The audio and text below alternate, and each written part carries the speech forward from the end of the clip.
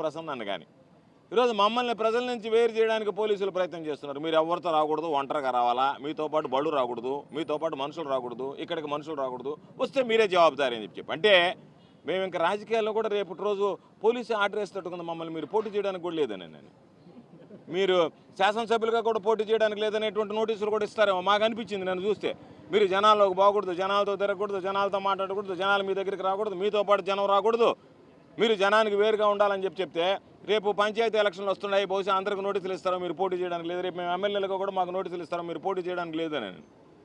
కాబట్టి ఇంత దురదృష్టమైనటువంటి ఇంత దౌర్భాగ్యమైనటువంటి ప్రభుత్వాన్ని మేము చూడలే. ఈరోజు ప్రతిపక్షంలో ఎవరు మాట్లాడే వాళ్ళు లేరు ఈ జిల్లాలో. నెల్లూరు జిల్లాలో వైఎస్ఆర్ కాంగ్రెస్ పార్టీకి ప్రతిపక్షం ఎవరంటే పోలీసులు ప్రతిపక్షంగా వ్యవహరిస్తున్నారు. టీడీపీ వాళ్ళు వదిలిపోయారు, వాళ్ళు చేతులు ఎత్తేసారు, హ్యాండ్స్ అప్ అన్నారు, వీళ్ళే ప్రతిపక్షం. కాబట్టి ఇటువంటి నేపథ్యంలో ఈరోజు వీటికి భయపడం, నాకు నోటీసులు ఇస్తారు, ప్రసన్న దగ్గరికి పోతే ఆయన్ని ప్రశ్నిస్తారు, లేదు ఇంకొక ఆయన పోతే నోటీసు ఇచ్చినటువంటి దాంట్లో బాధాకరమైనటువంటి విషయం ఏంటంటే పోలీసులు తెలిసి చేస్తున్నారా తెలియక చేస్తున్నారా ఏదో ఒకటి చేసేద్దామని చేస్తున్నారో తెలియదు, కానీ ఆ చట్టం అనేటువంటి దాని మీద కొన్ని నిబంధనలు ఉంటాయి. ఎవరు ఇవ్వాలి, ఒకవేళ ఇవ్వాలి అనుకుంటే బాధిత కుటుంబానికి సంబంధించినటువంటి వాళ్ళు ఇవ్వాలి, దారిని పోయే దానిలు ఇస్తారా?